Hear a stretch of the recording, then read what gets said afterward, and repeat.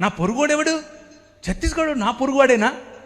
మా ఊర్లో ఉన్నవాడే నా పొరుగువాడు కాదు, మా ఇంటి పక్కనోడే నా పొరుగువాడు కాదు. నగరాలు మాకు అవే నేర్పాయి, మరి మేము కట్టుకున్న నిర్మాణాలు అవే నేర్పాయి. మనుష్యుడు సృష్టించుకున్న సంకల్పం, మనుష్యుడు సృష్టించుకున్న సిస్టమ్స్, మనుష్యుడు సృష్టించుకున్న వ్యవస్థలు మనిషికి దూరం చేస్తాయి. ఇంత బైబిల్ తెలిసిన వ్యక్తి ఏమడుగుతున్నాడు అనంటే, నాకు పొరుగువాడెవడు? ఒక గోడ కట్టేసుకుని ఇశ్రాయేలు వాడు మాత్రమే నా పొరుగువాడు అని అనుకుంటున్నాడు.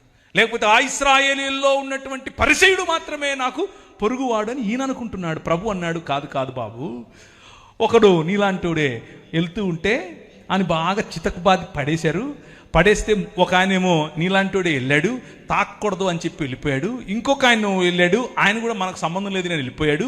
కానీ నువ్వు ఎవరినైతే దూరం పెట్టాలనుకుంటున్నావో, ఎవరైతే నువ్వు తాకకూడదు అనుకుంటున్నావో ఆ మనిషి చూశాడు, వచ్చి వాడి కట్లు కట్టి ఒక పెద్దమ్మ ఇంట్లో పెట్టి వాడికి కావలసిన భోజనం పెట్టమ్మా, మందులు ఇవ్వమ్మా, నేను మళ్ళీ వచ్చినప్పుడు నీకు ఏదైనా బాకీ ఉంటే తీరుస్తానులే అని చెప్పాడు. ఇప్పుడు చెప్పు, ఎవరు నీ పొరుగువాడు?